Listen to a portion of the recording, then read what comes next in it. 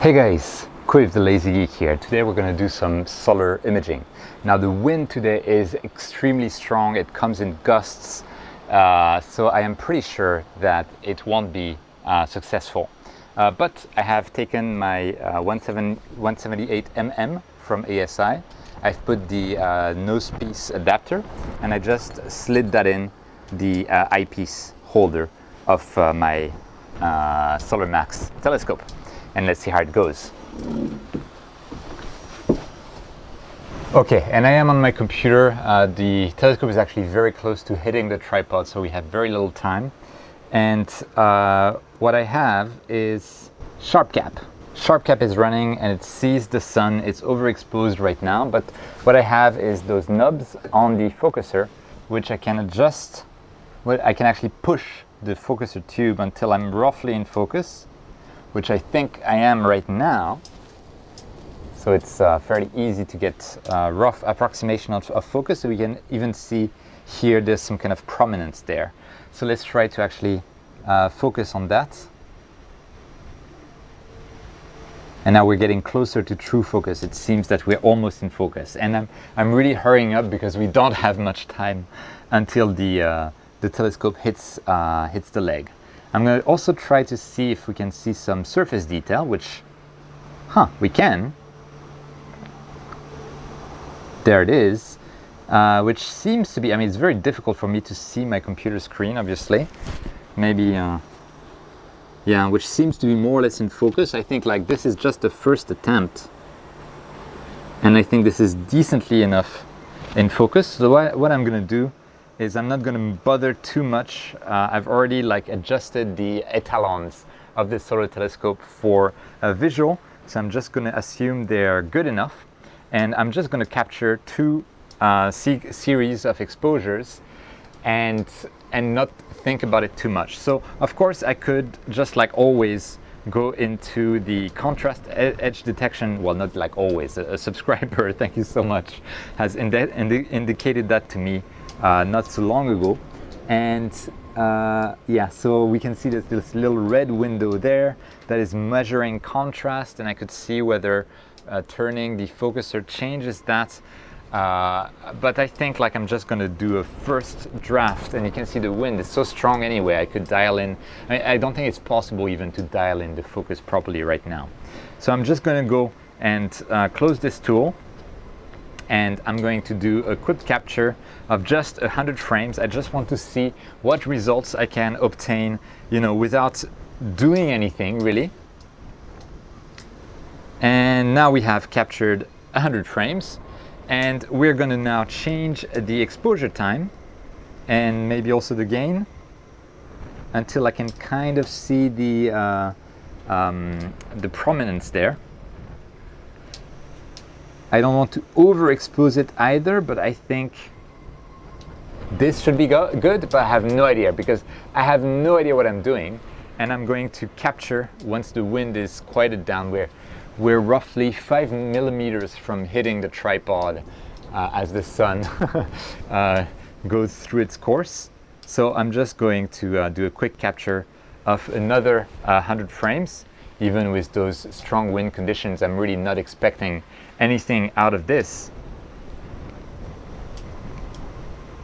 But here we are. We've captured 100 frames of the prominence. Hopefully we've captured 100 frames of the solar surface, but it's pretty cool that I can actually see the details on the sun to some extent. I could tune it better, but this is truly my second session with this telescope. The first one was with you, the second session is with you as well, so thank you so much for your support. And what I'm going to do next is actually take these exposures, those two sequences that I've taken, and I am going to stack them using auto-stackered, and then try to see if I can process them in PixInsight.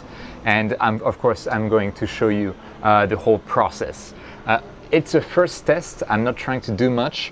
The reason that I'm not spending too much time trying to enhance this as much as I can is simply because of, you can see the wind is extremely strong. It's not proper for imaging. And with that, let me retract the focuser so we don't hit the tripod. Now we're completely out of focus, so we don't see anything anymore in the computer.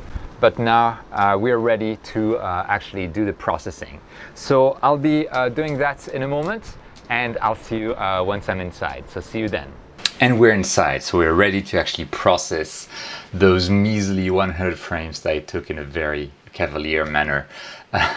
Now, just to be clear, we are actually on the day after. I didn't have the time to do that yesterday. I had to work late until like something like midnight yesterday, so today I can finally process those images. I've also taken a few hours later. I had a quick opportunity to rush to the solar telescope and use the 1600 mm cool that I have to capture 3000 frames of the full solar disk. So I'm also going to process that, and I'll be showing that in the video at the end as well. But my main focus of this video is the processing of that 100 frames that I took of the with the 178 mm together with you guys. Now, big good disclaimer again, I have no idea what I'm doing.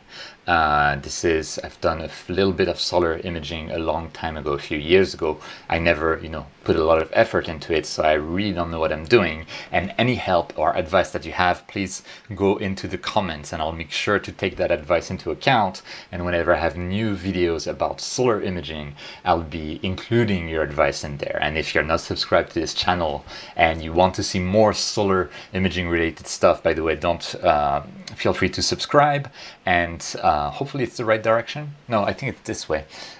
Subscribe and click on the notification bell so that you are notified when new videos come up.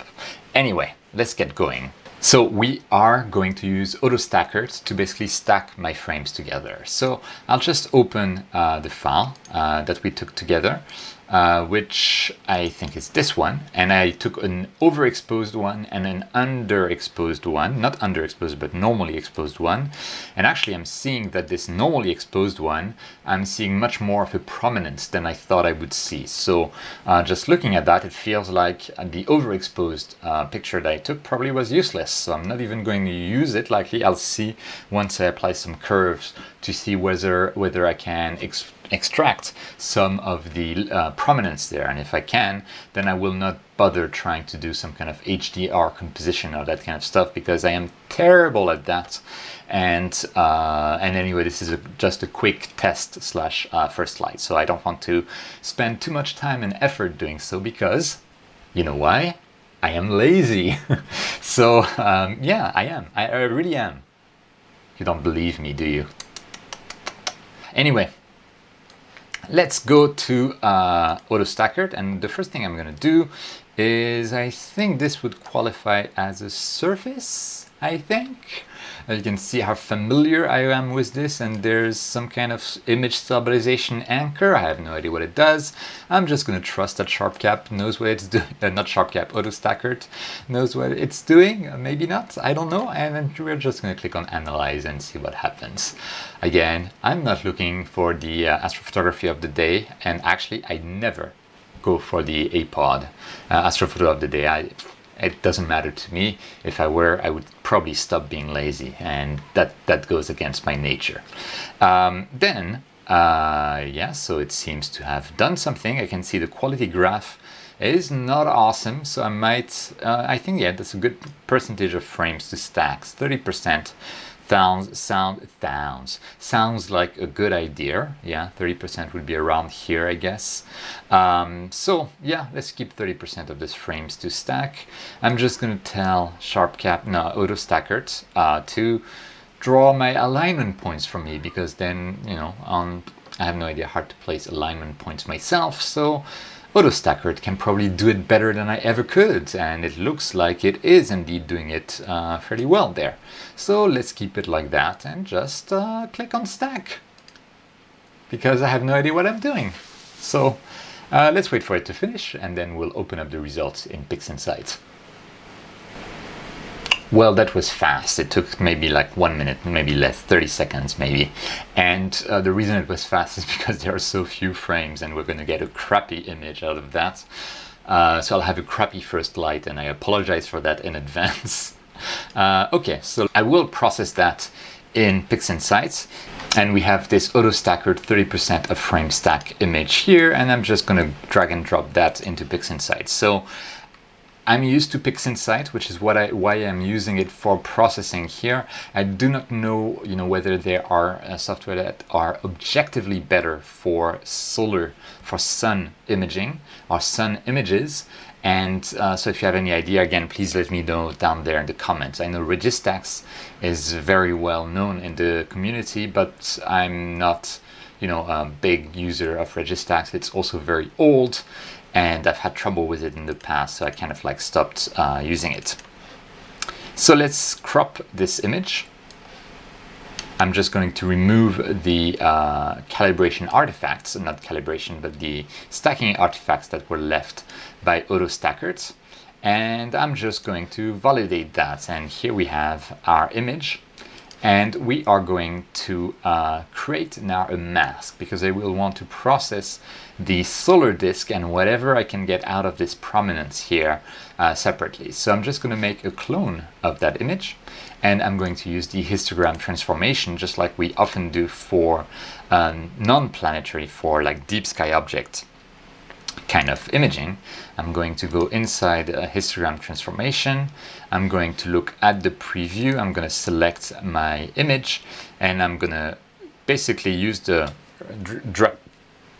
I'm going to drag the dark point to the right, so I clip a lot of the pixels, and then I am going to use the gamma, basically the midtones, completely to the right, and now we have the solar disk is fully white. So this will be a good mask for us. And I'm going to do this, and I'm going to make a copy of that mask and invert it. I could just invert the mask, of course, but whatever, it doesn't really matter. What I'm also going to do, by the way, I'm going to go to linear multiscale transform, and I'm going to blur a little bit the mask so the edges of that solar disk are not that abrupt. I immediately see, by the way, that at the top here I have something weird going on, so I'm sure we'll have to crop this image a little bit more. Again, I'm not sure what I'm doing or what I could be doing to enhance that. Now I applied my disk mask to this, so I can use my multi-scale linear transform just to do the sharpening of the solar surface. I'm just gonna not show the mask because it distracts me. I'm gonna take a preview that includes this kind of darker area that I see there, see how we can sharpen it, and then I am going to play with the multi-scale linear transform. Okay, so the first layer actually gives us some detail, but I can see it increases the noise a lot. So I'm gonna keep it very small kind of number here. Maybe, let's start with 0.2, and I think we'll be able to get most of the details with the second layer. Second layer does not increase the noise as much as the first one, and I'm able to be quite aggressive with it without I hope over sharpening. Oh, this third layer is very sensitive, so maybe 0.15 there, something like that. And I'll probably be a bit, this is not so bad, I guess. I'm not an expert again, and I think we're out of focus anyway, so I'm not getting a great image. Focusing, by the way, on the sun is even more, as far as I can tell, challenging than focusing on planets. So I'll probably want to find a way to have better focusing. I think I read a while back a ZW article about solar imaging, and they had suggested some kind of image capture software that was not SharpCap, and I might look into it. But anyway, let's let me not quite apply those wavelets yet. I want to see if this scale could make it. Oh, it makes a little bit of a difference. This is not so bad actually if I have a fairly low level of 0.15. So let's keep it like that. I think this is good. And let's apply that to the disk. Yeah, this is not too bad. Then I am going to remove the mask and apply that one instead. And now is the time to see whether we can actually get this prominence data. So I'm going to go into curves transformation, and we're going to play around with the gamma, well, with the curve basically. And yeah, I think we might be getting the details that I want. Yeah, I think it will be out there. Yes. Okay, I might have gone a bit overboard. So maybe the last, come on, enhancement will be something like this. Or maybe like that is enough actually. Okay, I think this is good. And I might do some more curves to just basically, yeah, slightly remove a bit. I don't like that we have this little layer there. I think it's something to do with my mask. Again, you can tell I have no idea what I'm doing. So let's apply this contrast, I guess. Maybe I'll do it after I sharpen. So first I'm going to sharpen. So I'm going to use the multi-scale linear transform here. And ooh, this is very aggressive, I think. I'm going to open up a preview. And I'm going to put it here, and let's see what it gives us. Yes, it is a bit too, aggressive. So I'm gonna probably set this to 0, 0, and most of the work will be done by the second layer, and I don't want to be too aggressive.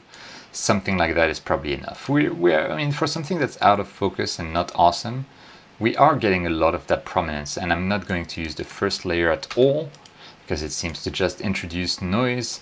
I might use this layer a tiny little bit. 0.1 seems to be enough. Not 0.2, but 0.1. And I think this is probably the best that I can get here. Still, we can see the prominence itself. So it's not that terrible, but I really need to work on my focus and of course in the end on my processing. And with that, let's apply that to the image. And in the end, I don't mind that the background is not completely dark. It kind of gives it character. I don't like that we see like weird artifacts at the top. Yeah, I don't like that at all. But I guess it can be helped for that very short image. So I am going to now, color the image. So I'm just going to use the probably color, convert to RGB color.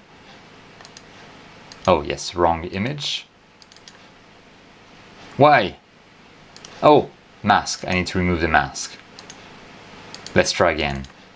Yes, now it works and we have an RGB picture, and I'm going to use curves to color it. So I'm going to go to the red curve and oops, no, that's not going to work well. Let's open up a preview and we can color it a little bit like that with the red, and maybe, I'll try not to color the background so much.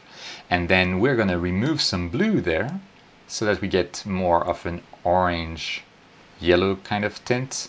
As you know, I have no taste whatsoever. So whatever I do is not awesome. And again, if you have any suggestions, please let me know down in the comments.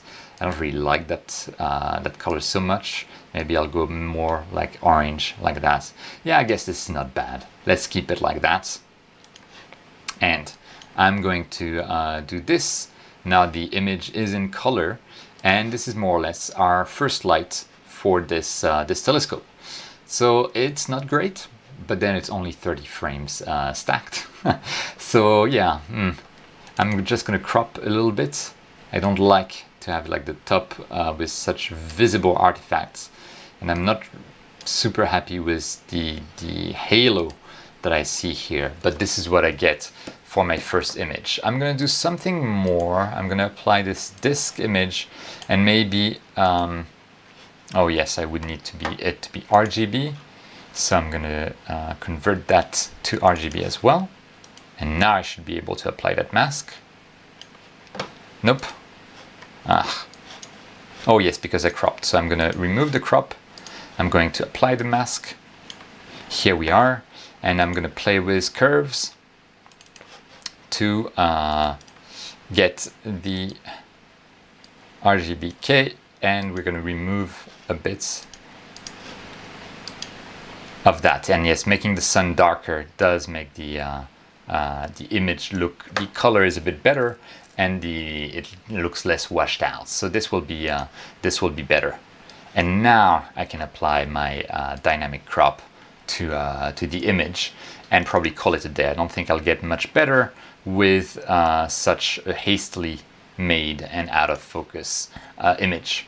Still, this is my first light, so I should be proud of it. Meh, not really. But here we are. And I'll make sure to put the full size in the video. I'll also process my full disk picture. It's going to be with exactly the same technique, so I'm not going to record that. But if it's of interest, let me know, and I'm going to post the full frame picture as well at the end of this video.